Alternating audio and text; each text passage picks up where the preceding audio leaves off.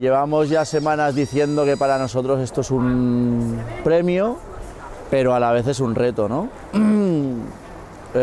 Significa, bueno, para el club significa que después de 13 años sin estar en la máxima categoría, significa muchas cosas y muchas positivas, ¿no? Una de ellas, bueno, tener la posibilidad de dar la cara y de demostrar la gran temporada que estamos haciendo en la liga, ¿no? El objetivo nos lo hemos marcado a medida que ha ido avanzando la temporada, ¿no? El primer objetivo era mantener la categoría, luego vino el intentar mantener la categoría sin promocionar y bueno, ahora nos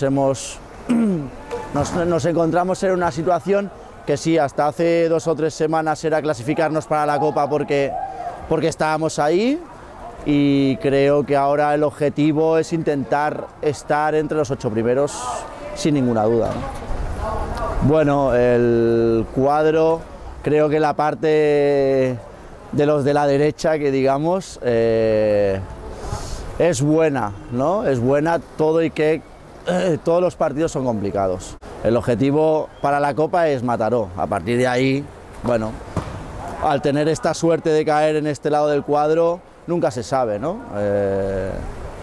Pero lo primero es Mataró, intentar hacer un buen papel, sobre todo, y bueno, si puede ganar, pues ahí vamos.